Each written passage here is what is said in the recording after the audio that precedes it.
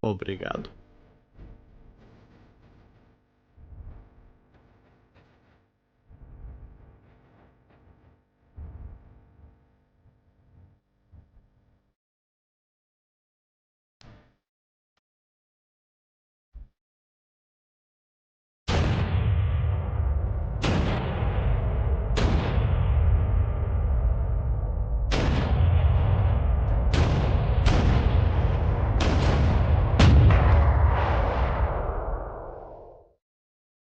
Então, o outro assunto do Patreon para o mês de janeiro que foi selecionado foi o controle de dano japonês versus americano, e muito se fala sobre isso em vários círculos, tanto em impressão quanto online.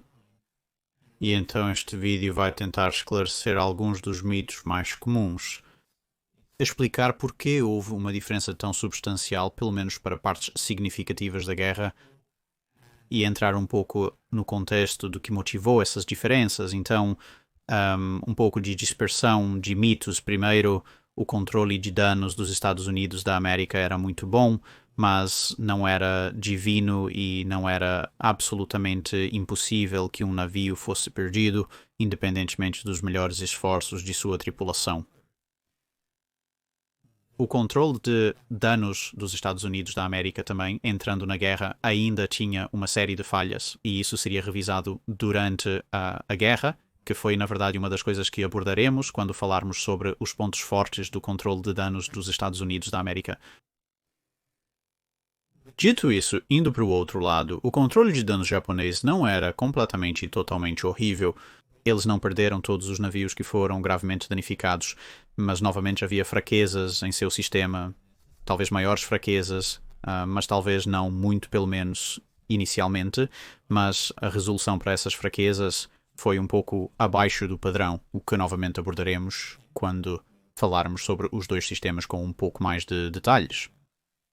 Basicamente, o propósito desses primeiros minutos é apenas dissipar a noção de que a marinha japonesa não tinha nenhuma ideia de como realizar o controle de danos em seus navios, e que o controle de danos americano entrou na Primeira Guerra Mundial em 8 de dezembro de 1941 com absolutamente perfeitos níveis de capacidade de reparo. Se eles não pudessem fazer isso, ninguém mais poderia. Então, com isso dito, vamos prosseguir com nossa análise. Uma das coisas que deve ser levada em consideração em ambos os lados é o fato de que o controle de danos em si é apenas uma parte de um todo quando se trata de saber se o seu navio vai ser perdido ou não. Os dois outros componentes principais para isso são simplesmente quanto dano você realmente sofreu e onde está. Essas duas coisas meio que andam juntas, porque, bem, para dizer de maneira direta, se você teve uma bomba detonada no alto do navio e talvez seja uma de 500 libras, provavelmente o navio não está em perigo e o controle de danos é mais sobre a redução de baixas fora de uma sorte realmente muito ruim. Por outro lado, se você foi atingido por 5 torpedos e metade do seu casco subaquático está faltando, não importa quão bom seja o seu controle de danos, afundará. O outro fator muito importante é o design do navio em que você acontece estar, e isso é um grande multiplicador quando se trata de se as equipes de controle de danos serão capazes de salvar o navio, porque um navio que tem uma falha fundamental em seu design, se essa falha for detectada e explorada pelo tipo de dano que o navio sofreu, vai te colocar em uma situação muito pior comparada a um navio que foi bem projetado, ou talvez um navio que tem falhas de design, mas a arma em questão impactou em algum lugar distante onde essa falha de design realmente não importa. Afastando-se dos exemplos japoneses e americanos por um minuto, um bom exemplo disso seria considerar o design do Bismarck. Agora, o sistema de defesa contra torpedos do Bismarck em torno de sua cidadela era muito bom e resistiu bastante ao ataque de torpedos aéreos exatamente como projetado. Então, enquanto os torpedos estavam batendo lá, o Bismarck estava, em grande parte, sem impedimentos. Infelizmente, como espero que a maioria de vocês saiba, havia esse pequeno defeito de design nos lemes e no sistema de hélice, o que significava que um golpe de torpedo naquele local basicamente selou o destino do Bismarck e realmente não importava todos os outros golpes de torpedo que sofreu até aquele ponto, aquele único golpe em seu ponto fraco. E isso foi praticamente tudo. Da mesma forma, embora houvesse mais fatores internos a serem levados em conta também, o golpe de torpedo que entortou o eixo do Príncipe de Gales. Novamente, isso por si só quase certamente matou o navio, independentemente do efeito que qualquer um dos outros torpedos dos japoneses atingiu o navio.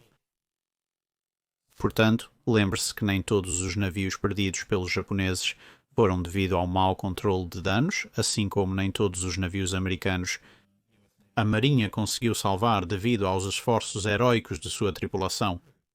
Em alguns casos, era o design do navio que era a fraqueza fatal ou a graça salvadora de uma maneira ou de outra, e isso se aplicava a ambas as marinhas. No entanto, quando começamos a olhar para os próprios sistemas de controle de danos, levando em conta que isso é composto tanto por equipamentos e tripulação quanto por procedimentos, podemos basicamente olhar para essa comparação usando essas três categorias específicas. Então, começaremos olhando para os fatores humanos, depois passaremos para os fatores procedimentais e, finalmente, para os fatores tecnológicos e, então, faremos um breve resumo de alguns incidentes que ilustram o ponto. O primeiro assunto, como mencionado, é o fator humano. Agora, o fator humano é, na verdade, uma das, se não a mais importante parte de todo o esforço de controle de danos, porque no final do dia, suas equipes de controle de danos são compostas por humanos. Ainda não chegamos ao Skynet. Não espere assistência mecânica na Segunda Guerra Mundial. E o nível de educação e a familiaridade com o equipamento que sua tripulação traz para o navio vai ter uma enorme influência enquanto sua tripulação vai ser capaz de usar o equipamento que você lhes dá e quão bem eles vão ser capazes de usá-lo e quanto eles podem ser capazes de improvisar com equipamentos que eles não foram treinados ou equipamentos que foram treinados, mas que podem ser chamados para usar de uma maneira diferente daquela em que você realmente os treinou. Agora, isso vem do simples fato de que talvez 60, 70 anos antes do início da Segunda Guerra Mundial, o Japão estava no meio de um curso intensivo de modernização, um processo que ainda estava bastante em andamento mesmo durante a Primeira Guerra Mundial, levando em consideração que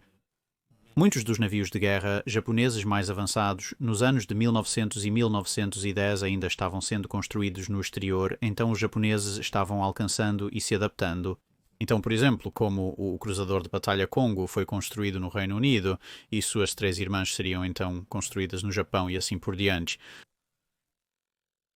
O que isso significa é que para a pessoa japonesa média, o homem na rua, por assim dizer, sua familiaridade com e a disponibilidade de ferramentas de máquina mais avançadas e outros tipos de equipamentos era muito mais limitada do que em algum lugar como, digamos, os Estados Unidos da América, que obviamente havia sido um país industrializado por um período de tempo significativamente mais longo e onde o uso generalizado de ferramentas e equipamentos fabricados avançados era significativamente mais comum. Agora, isso não quer dizer que os marinheiros japoneses a bordo dos navios não tinham ideia do que era uma chave inglesa ou chave de fenda, eles definitivamente sabiam.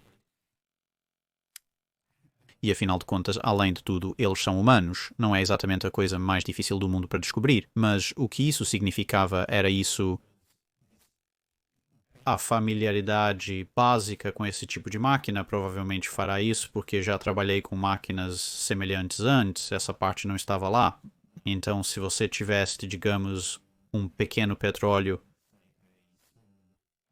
alimentada por gasolina, por exemplo. Se você, como um tripulante da Marinha dos Estados Unidos da América, de repente tivesse que fazer essa coisa funcionar porque estava rotulada como bomba de água, então havia uma chance razoável de que você poderia ter alguma ideia do que era e o que poderia fazer com base em uma bomba ou um motor ou algo do tipo que você poderia ter usado quando era criança, quando era adolescente, quando era um jovem adulto ou algo mais que você poderia ter encontrado em outro lugar no seu serviço naval. E então a ideia de operá-lo não pode levar um pouco para você descobrir, mas as pessoas tendem a ser aprendizes rápidos sob estresse e pressão, enquanto algo assim, um equipamento de controle de danos que a tripulação japonesa encontrou, se ele tivesse sido treinado em tal coisa, e se ele tivesse sido instruído em seu uso, então ele saberia o que estava fazendo, Mas se ele fosse um tripulante japonês genérico, ele pode nunca ter se deparado com este tipo particular de tecnologia mecânica antes,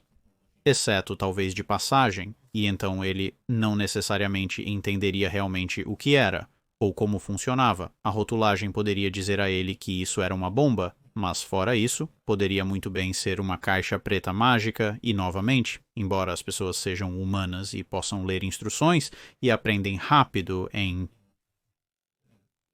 circunstâncias de emergência, como seu navio está pegando fogo, aquele pouquinho de tempo extra pode ser a diferença entre fazer a bomba funcionar e assim ter algum tipo de capacidade para combater o fogo, ou o fogo te dominar e te forçar a se afastar, ou novamente, sob o estresse do combate, apenas entrar em pânico e dizer: sabe de uma coisa, eu realmente não tenho ideia de como isso funciona, eu vou para outro lugar e tentar me afastar do fogo, ou tentar encontrar alguém que saiba como funciona, idealmente ambos. E para enfatizar novamente o tipo de familiaridade subjacente que é necessária nessas circunstâncias, isso pode até ser refletido hoje, se você olhar para os militares nas 3 principais forças armadas de hoje. Uma pessoa em um navio, se por exemplo um incêndio começasse, seu primeiro instinto seria combater o fogo, e seu treinamento os informaria sobre equipamentos de combate a incêndios. Então, se eles encontrassem um equipamento que talvez não tivessem sido treinados ou não viam há muito tempo, provavelmente descobririam como usá-lo porque têm uma familiaridade genérica com essas coisas, enquanto se você é, digamos, um piloto da Força Aérea e algo pega fogo no seu avião,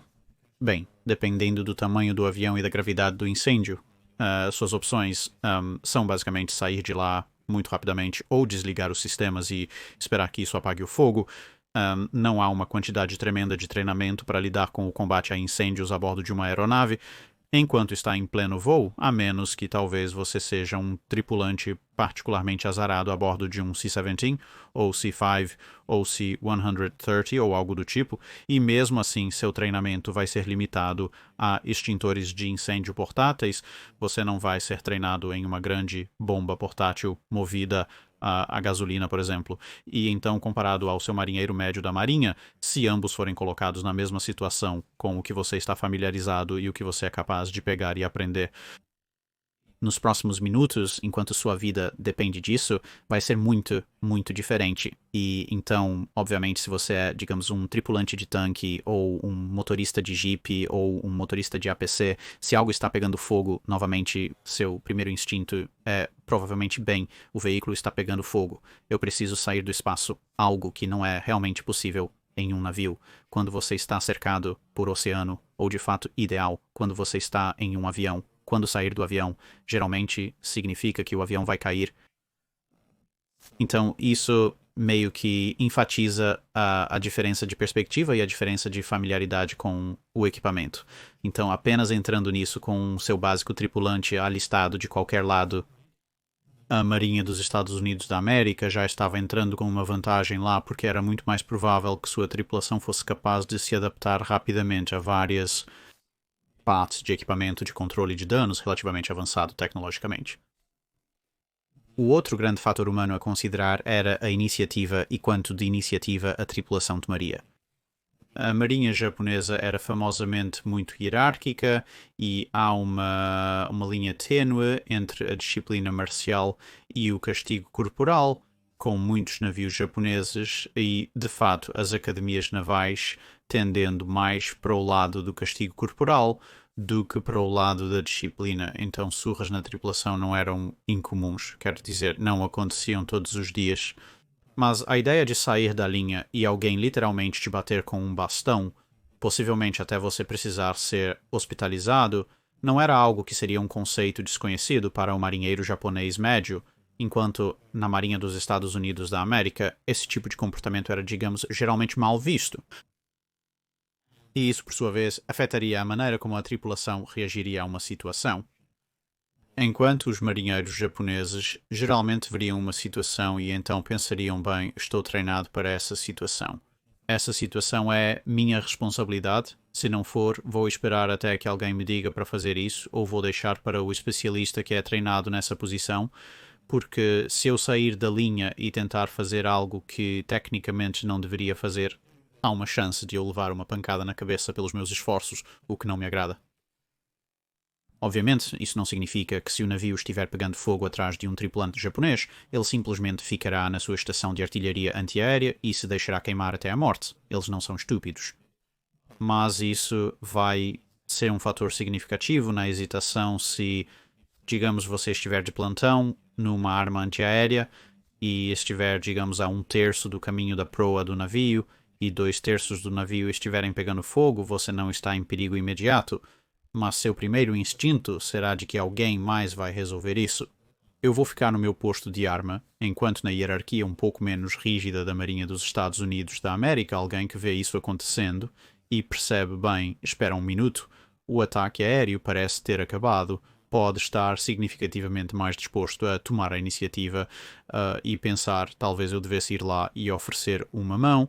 e muitas vezes, especialmente na Segunda Guerra Mundial, dada a relativa falta de automação em comparação com os dias atuais, apenas o grande número de mãos disponíveis para combater incêndios, reparar danos que causaram inundações, etc., tudo isso pode ser vital nos primeiros minutos. A próxima sessão é procedural. Agora, procedural é provavelmente a maior diferença entre as duas marinhas,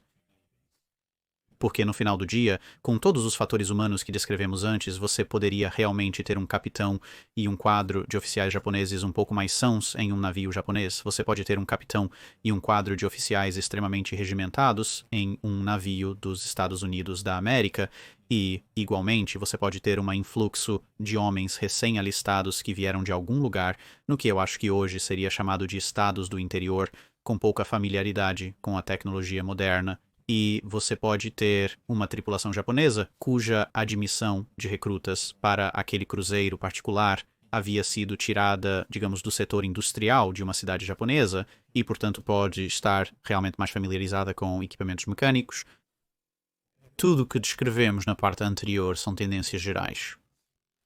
No entanto, o procedimento é muito mais difundido e seguido em ambas as frotas, e você verá em um minuto porque esse aspecto particular das coisas foi tão crítico para tantos navios serem salvos e perdidos. Agora, neste procedimento descreve, além de qualquer outra coisa, em quem é treinado no controle de danos. Agora, os japoneses contavam com um conjunto especialista de homens e oficiais, principalmente oficiais, para serem treinados no controle de danos. Então, a ideia era que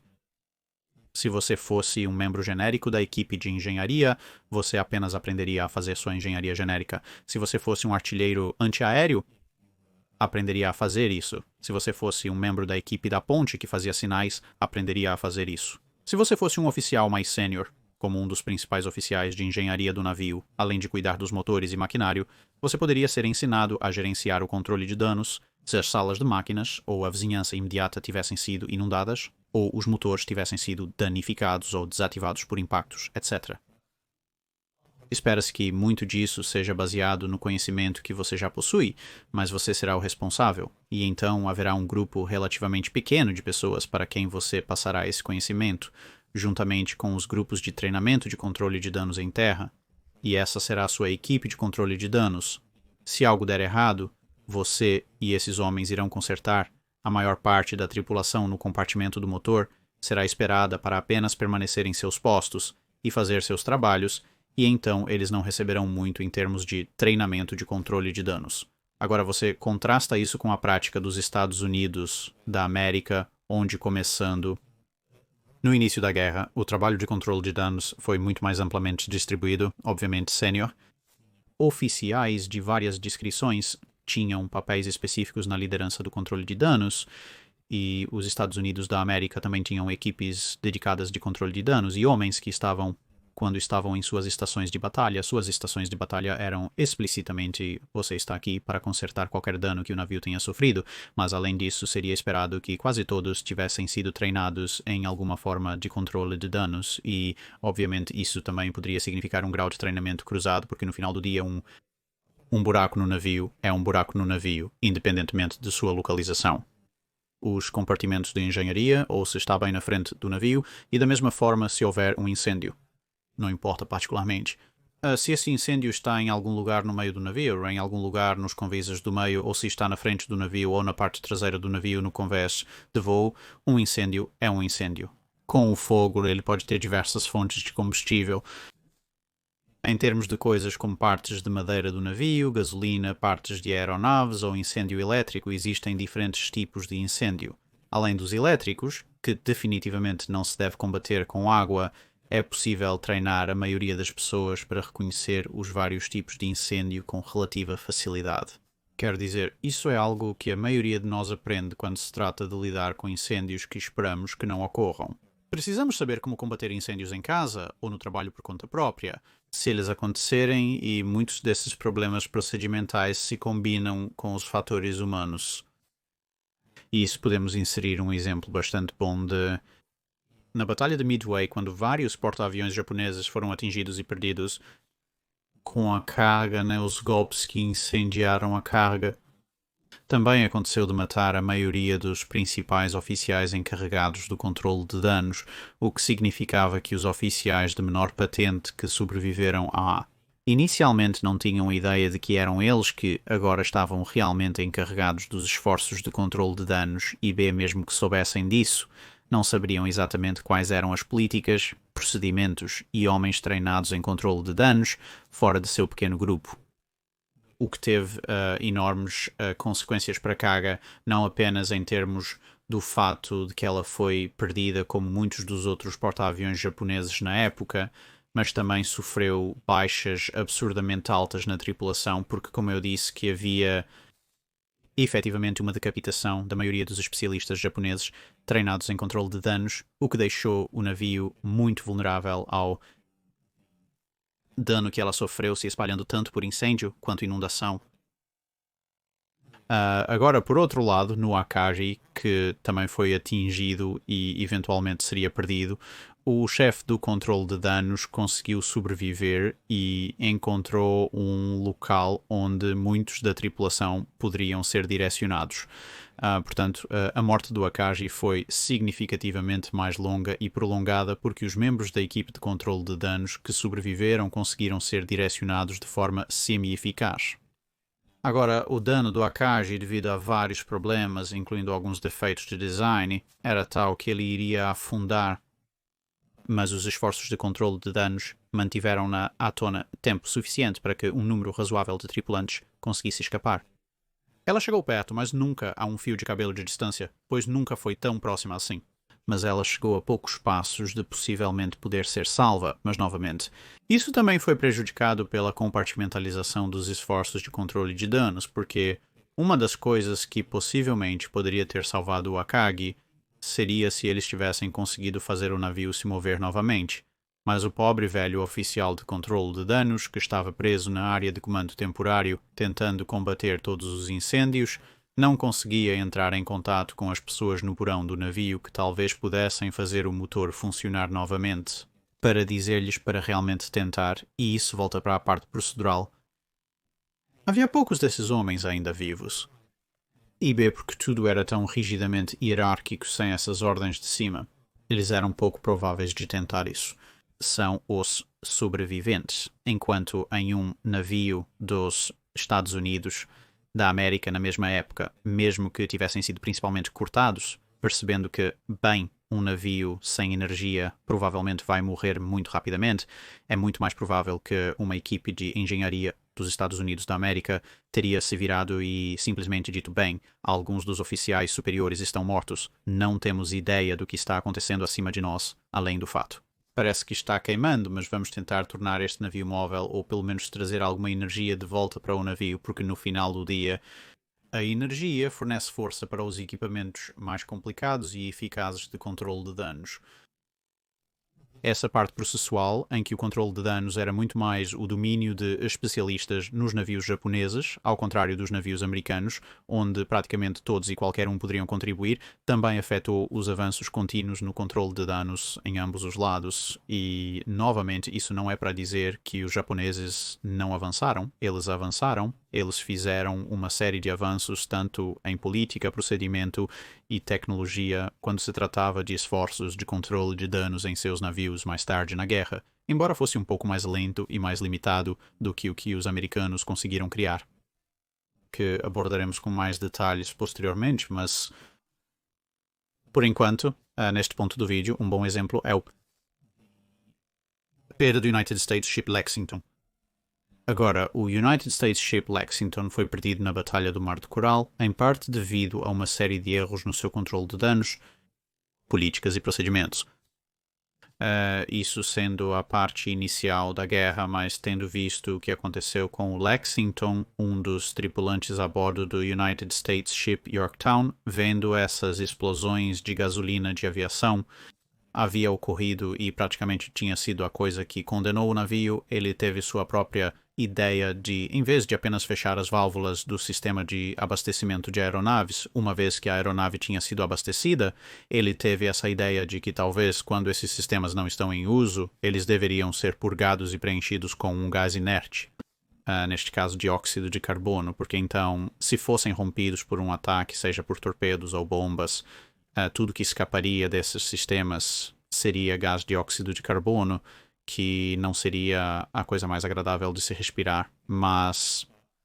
não um perigo particular para a vida ou o navio nas quantidades em que estava, ao contrário da gasolina de aviação, que estava gradualmente vaporizando, que era uma grande ameaça à vida, aos membros e à integridade estrutural do navio, bem como tinha sido visto com Lexington. Ele não fazia mais parte da equipe de controle de danos do Yorktown. Em um grupo de especialistas, ele fazia parte da tripulação do Yorktown, então ele era esperado para fazer o controle de danos, mas ele não era, no sentido japonês da palavra, um homem de controle de danos, e além disso ele não era o chefe de uma grande parte do navio, ele não era o chefe de engenharia, ele não era o chefe de artilharia, ele não era o chefe do grupo de aviação. Devido a fatores humanos e ao método menos rígido de gerenciamento na Marinha dos Estados Unidos da América, onde a punição por sair da linha era apanhar com paus, ele se sentiu confiante o suficiente para ir ao capitão do Yorktown e dizer que tinha uma ideia. E o capitão do Yorktown ficou feliz em dizer, ok, desenvolva essa ideia e veja se vai funcionar, e funcionou, e então foi implantado em outros porta-aviões da frota dos Estados Unidos da América, e embora no final o próprio Yorktown fosse perdido, isso salvou inicialmente o Yorktown de outros danos, e muitos outros porta-aviões americanos de vários destinos terríveis que de outra forma teriam sido impostos a eles. Por exemplo, os dois mais famosos porta-aviões da classe Essex, fortemente danificados, Bunker Hill e Franklin, ambos tiveram incêndios, ambos foram muito mal danificados, mas nenhum deles teve o tipo de dano colossal por incêndio e explosões que caracterizaram a perda de Lexington e caracterizaram a perda de vários porta-aviões japoneses até, e incluindo Taiho, precisamente por causa desse sistema. Ocorreram incêndios de combustível de aviação nesses navios, porém não foram tão graves quanto poderiam ter sido. E a perda do United States Ship Wasp é talvez outro exemplo do que acontece quando um pouco de combustível de aviação começa a evaporar em um espaço confinado. As diferenças procedimentais também se estendiam ao que esses oficiais de controle de danos, se estamos olhando para os especialistas em ambos os casos, realmente sabiam sobre os navios. Então, nos Estados Unidos da América, e isso se move um pouco para o design do navio, mas ainda é procedimental, mas nos Estados Unidos da América havia uma obsessão em tornar tudo redundante, com a ideia de que, bem, de maneira bastante sensata, como você pode imaginar, se a parte do navio ali explodiu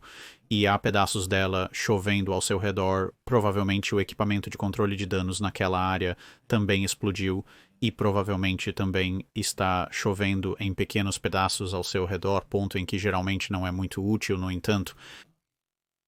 Se os pedaços do sistema de controle de danos que estão chovendo no seu convés fossem, digamos, o sistema de bomba de combate a incêndio com espuma ou as linhas principais para água para suas mangueiras, você pode estar em um pouco de apuros. Mas se o sistema for redundante, então sim, você perdeu aquela seção, tudo bem, fecha algumas válvulas, esta seção ainda funciona. E isso se tornou algo de uma grande diferença entre as duas marinhas. Os japoneses tinham sistemas de combate a incêndios muito intrincados e abrangentes, mas eles eram muito mais vulneráveis a um pequeno dano desativar todo o sistema. Enquanto os sistemas americanos eram muito mais redundantes, e você pode pensar, bem, agora estamos entrando pesadamente na tecnologia e não no procedimento, mas o procedimento ainda desempenha um papel, porque o sistema japonês não era uma série inteira de tubos ininterruptos. Digamos, para combate a incêndios, havia áreas onde você poderia potencialmente fechar válvulas e coisas do tipo. Mas no sistema americano, tudo isso foi codificado, isso foi analisado, isso foi colocado em livros, manuais e procedimentos que muitas pessoas foram treinadas. Então, no final do dia, se você perdesse parte do seu sistema, havia um número significativo de pessoas a bordo que imediatamente saberiam, certo, precisamos fechar aqui, aqui, aqui, aqui, aqui. E havia condições estabelecidas a bordo dos navios dos Estados Unidos da América que fechavam os navios para a ação em diferentes estágios e isolavam várias partes do sistema de controle de danos do navio. E então, se todos soubessem, certo, estamos nesta condição, eram Abel e Baker, para navios que tinham 2 condições e 3 condições que estavam na outra extremidade do alfabeto, para navios com 3 condições. Mas isso é um detalhe menor. Então, se vocês tivessem uma condição, sabia quais partes do navio estavam abertas e fechadas? Quais partes do seu sistema de controle de danos estavam conectadas às outras e quais estavam desligadas?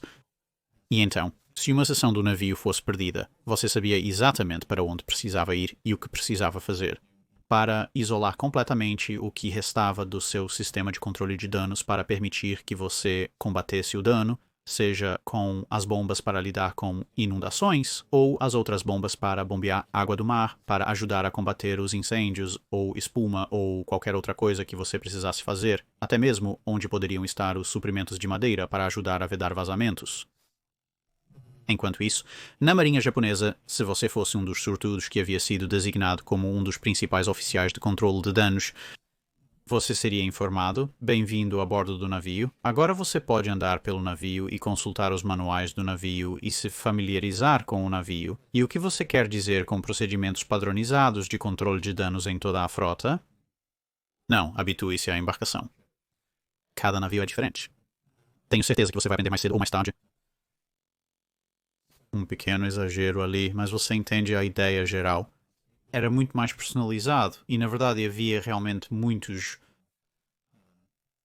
Você precisava se adaptar ao seu próprio navio.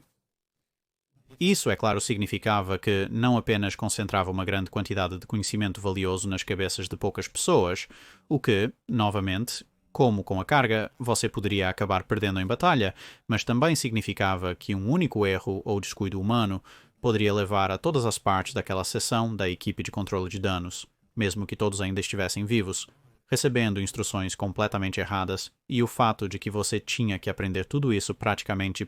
significava por si mesmo que sua capacidade de treinamento cruzado também seria significativamente diminuída.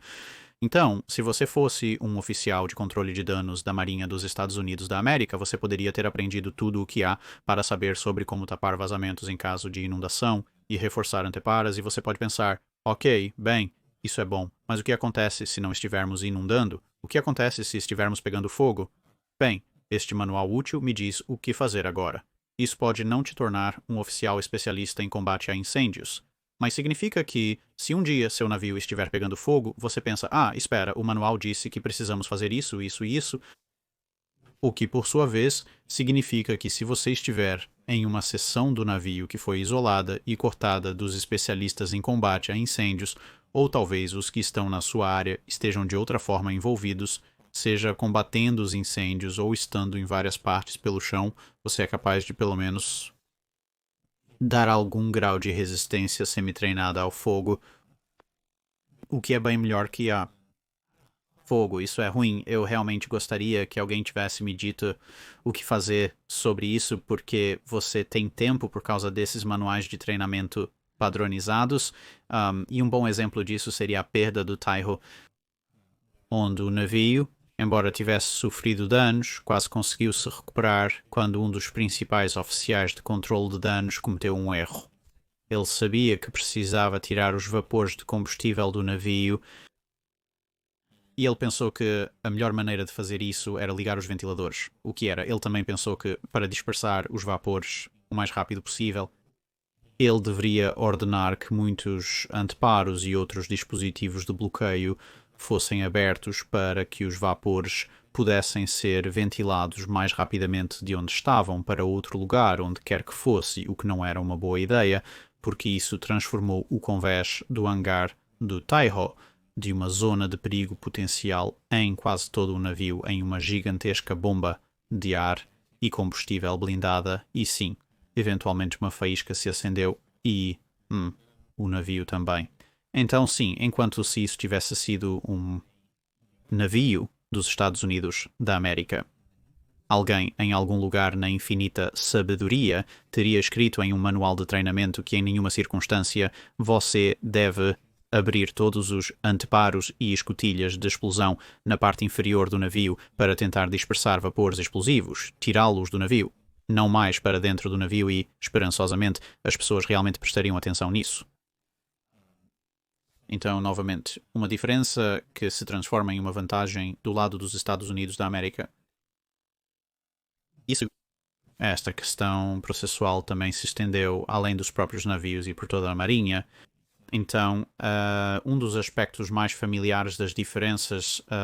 nos procedimentos para historiadores e pessoas que estudam a Segunda Guerra Mundial em particular é como as pessoas eram rotacionadas e como as coisas mudavam de acordo com as necessidades operacionais.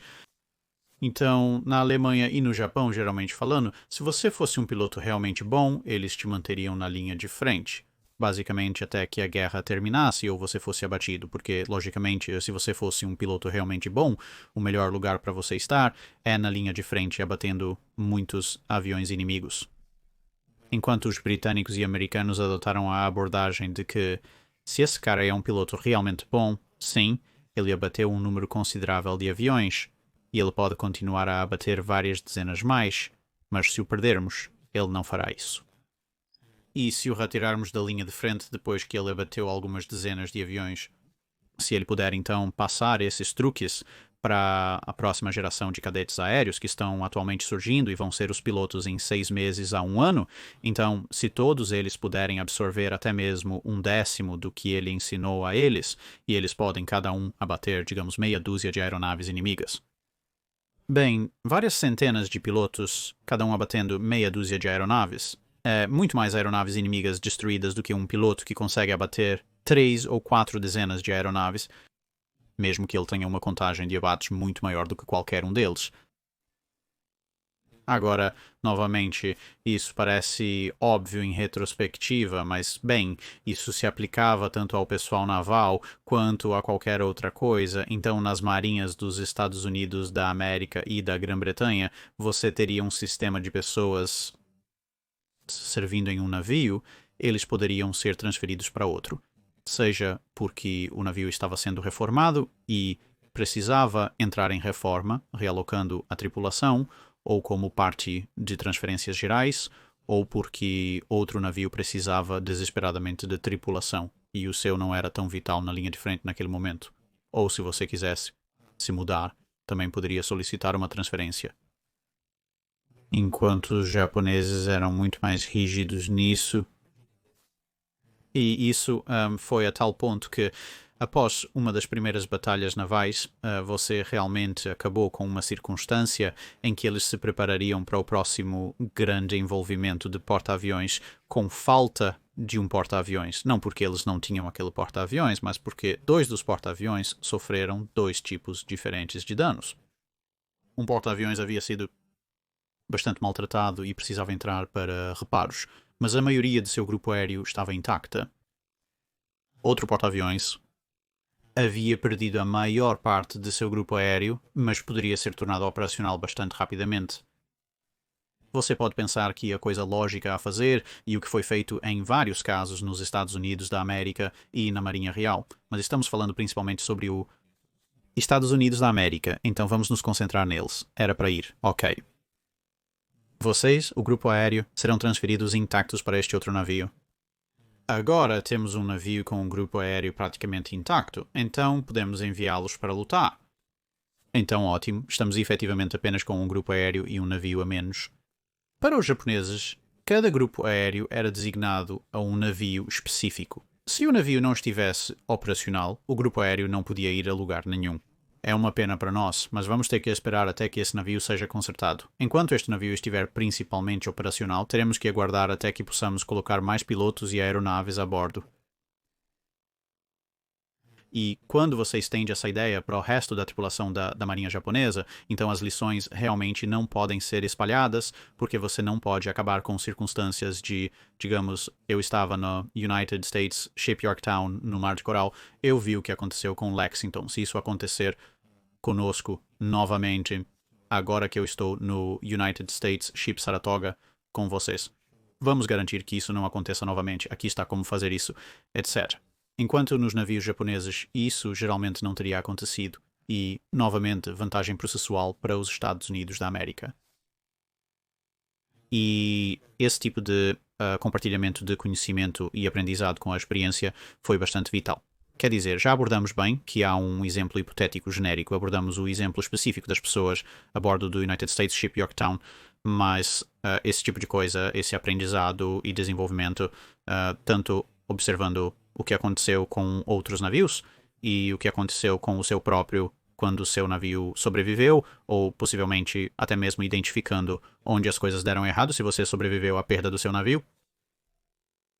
Esse aprendizado, desenvolvimento, redistribuição, etc., era muito mais difundido entre a Marinha dos Estados Unidos da América. Então, em todas as batalhas onde navios voltaram danificados ou navios foram perdidos, mas sobreviventes voltaram, a Marinha dos Estados Unidos da América levaria em consideração as lições, geralmente, do que aconteceu e incorporaria essas lições em revisões de suas políticas, procedimentos e treinamento para todos os outros navios. Então, esperançosamente, o que aconteceu com aquele navio não aconteceria com o próximo navio, se fosse de alguma forma evitável. E isso significava que, embora os esforços de controle de danos de ambos os lados fossem um tanto diferentes e houvesse definitivamente uma vantagem em alguns setores e uma vantagem em outros, dependendo qual marinha você estava, a divisão não era muito grande no início da Segunda Guerra Mundial, mas à medida que avançava, a Marinha dos Estados Unidos da América aprendeu muito rapidamente, então eles tiveram uma pequena vantagem inicial, mas eles a construíram muito, muito rápido, enquanto os japoneses demoraram até Midway para perceber que talvez tivessem que fazer algumas mudanças, e não foi realmente até talvez 1 ano e meio, 2 anos depois disso, em que ponto era tarde demais para fazer muita coisa, que qualquer tipo de movimento significativo realmente começou a ocorrer. E assim chegamos à nossa seção final, que é a parte tecnológica, né? O equipamento dos navios. Já mencionamos a natureza muito redundante e distribuída dos sistemas de controle de danos dos Estados Unidos da América e o fato de que tudo era conhecido e tabulado. Então as mudanças poderiam ser feitas muito rapidamente, pelo menos depois que as primeiras lições da guerra foram aprendidas. Mas, falando de maneira mais geral, havia muito mais pequenos equipamentos de controle de danos de backup e portáteis a bordo de um navio dos Estados Unidos da América. Entre estes, destacavam-se os aparelhos de respiração relativamente decentes.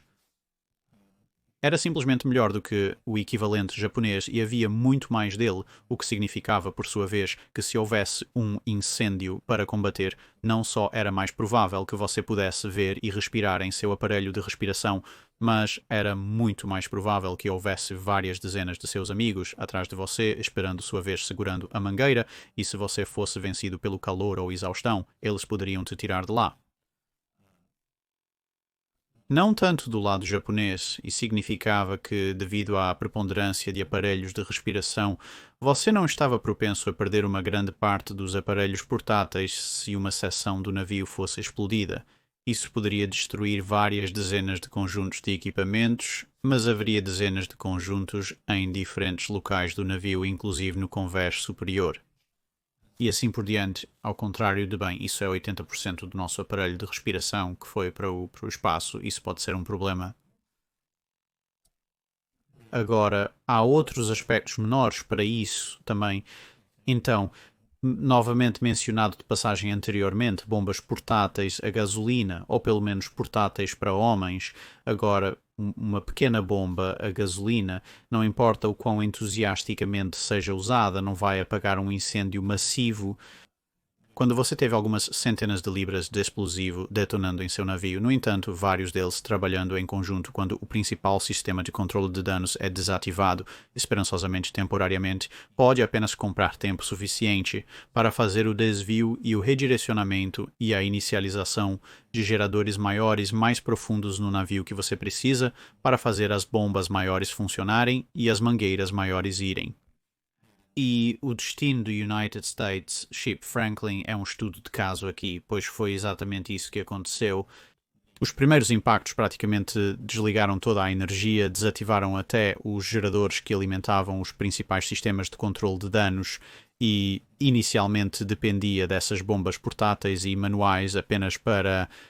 impedir que a proa do navio se transformasse em um inferno em chamas se eles não estivessem lá. E nos navios japoneses, eles geralmente, até a parte final da guerra, não estavam... O Franklin teria simplesmente queimado por completo, e seria isso. E provavelmente teriam sido a primeira classe Essex perdida em combate. Poderia ter sido o primeiro caso se o equipamento não estivesse lá, mas definitivamente teria sido perdido, enquanto com este equipamento no lugar, a tripulação conseguiu conter as chamas ou pelo menos retardar seu avanço tempo suficiente para que alguns indivíduos empreendedores descessem e ligassem um dos principais geradores a diesel novamente, o que então permitiu que parte do principal sistema de controle de danos voltasse a funcionar, o que lhes deu um pouco mais de chance de lutar. Então, junte tudo isso e o que você obtém? Bem, em resumo muito breve e novamente, falando em generalidades amplas que são em grande parte corretas. Mas não absolutos, por favor, tenha isso em mente. Nada sobre a guerra naval é geralmente um absoluto. Então sempre haverá exemplos de esforços de controle de danos ruins por parte da Marinha dos Estados Unidos da América. Haverá exemplos de excelentes esforços de controle de danos da Marinha japonesa. Mas em ambos os casos, eles serão exceções. Mas de qualquer forma, em geral, o motivo pelo qual a Marinha dos Estados Unidos da América teve esforços superiores de controle de danos pode ser resumido pelo fato de que sua tripulação geralmente estava mais familiarizada com um equipamento tecnológico mais avançado, o que permitiu uma compreensão muito mais ampla de como consertar as coisas e como usar equipamentos em circunstâncias extremas. Toda a tripulação seria treinada em controle de danos e, portanto, enquanto a perda de oficiais superiores de controle de danos pode prejudicar sua capacidade de combater um incêndio ou contra inundações, não prejudicaria gravemente a ponto de os esforços para combater esse incêndio ou controlar essa inundação serem efetivamente quase não valer muito a pena. O equipamento de controle de danos a bordo era muito mais redundante. E as pessoas que deveriam saber foram treinadas em como isolar e redirecionar rapidamente seções deste equipamento de controle de danos para garantir que partes dele ainda permanecessem funcionais. Esperava-se que as tripulações mostrassem iniciativa até certo ponto e que todos contribuíssem no caso de ser necessário o controle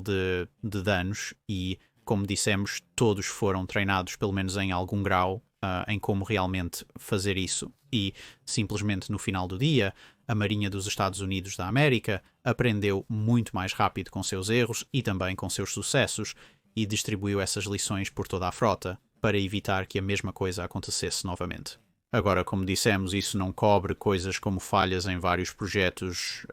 de navios que poderiam contribuir para a perda do navio, independentemente de quaisquer outros esforços. E também não leva em conta que alguns navios simplesmente foram significativamente mais maltratados do que outros. Por exemplo, receber 3 ou 4 golpes de torpedo simultaneamente geralmente vai ser muito mais prejudicial para um navio do que receber um único golpe de bomba de 250 ou 500 quilos. Mas, como vimos ao citar vários exemplos de navios que foram atingidos e danificados durante a guerra, a tendência geral era clara, mas isso não significa que o controle de danos japonês era totalmente inútil. vários porta-aviões japoneses foram danificados, sobreviveram, retornaram, foram reparados e enviados de volta à ação. A maioria deles apenas para ser bombardeada e afundada mais tarde, mas isso é um detalhe menor, enquanto vários porta-aviões dos Estados Unidos da América foram perdidos, Yorktown, Hornet, Wasp, Lexington, etc. Outros porta-aviões sobreviveram a danos que, por todos os relatos, deveriam tê-los colocado no chão. Falamos sobre Franklin e temos outro vídeo completamente separado sobre o próprio Franklin. Mencionamos Bunker Hill, mas é claro que nenhuma menção ao controle de danos na Marinha dos Estados Unidos da América estaria completa sem mencionar o bom e velho Carrier Vessel 6 United States Ship Enterprise.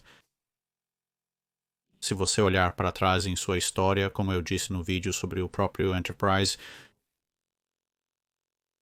e você nunca tem certeza se deve dizer que o navio foi incrivelmente sortudo ou incrivelmente azarado, porque, por um lado, ele sobreviveu a uma enorme quantidade de punições ao longo do tempo, e muito disso se deve aos magníficos esforços das equipes de controle de danos.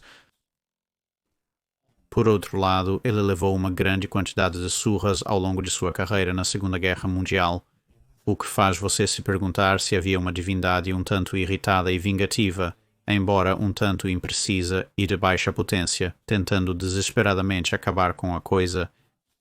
Porque, sim, dê uma olhada em uma história detalhada do United States Ship Enterprise em algum momento e você verá vários casos em que você estaria pensando, isso deveria ter matado o navio, incluindo em um ponto um elevador inteiro subindo, tentando se juntar aos seus irmãos aéreos. Mas sim, o Enterprise sofreu muitos danos e eu sei que focamos principalmente em porta-aviões neste vídeo, porque é em parte o que as pessoas estavam perguntando e os porta-aviões são uma daquelas áreas onde, porque alguns deles sobreviveram e outros foram afundados e tudo foi relativamente bem cronometrado, é muito mais fácil apontar as várias diferenças e mudanças porque são navios muito grandes. Quero dizer, com o destruidor, não importa em grande medida se você é um destruidor americano ou japonês, fora de circunstâncias muito sortudas. Se você for atingido por um torpedo pesado, você está morto. É apenas uma questão de quando a realidade alcança você e até certo ponto, quando se trata de cruzadores e navios de guerra. Os navios de guerra só costumam afundar quando são atingidos com força total. Isso está acontecendo e então sim, as chances de um controle de danos a bordo de um navio de guerra fazer uma diferença significativa geralmente são bastante pequenas, leva realmente incidentes especialistas como Kirishima versus South Dakota para que isso venha à tona. Os cruzadores são um pouco de um ponto intermediário, sem trocadilho intencional. Os cruzadores são apenas grandes o suficiente para que possam sobreviver razoavelmente a certas quantidades de danos que são lançados contra eles, enquanto também não tendendo a acabar tanto nas massivas lutas de derrubar e arrastar que os encoraçados costumavam acabar, então podemos olhar esses em um pouco mais de detalhe em alguns de seus respectivos vídeos, mas para ser perfeitamente honesto, apenas por causa dos números puros e em alguns casos a natureza espetacular dos danos, os porta-aviões são muito mais fáceis de referenciar.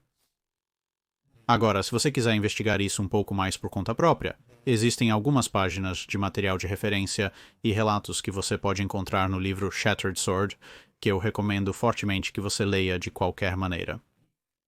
É principalmente um relato de Midway, mas fornece muitos tipos de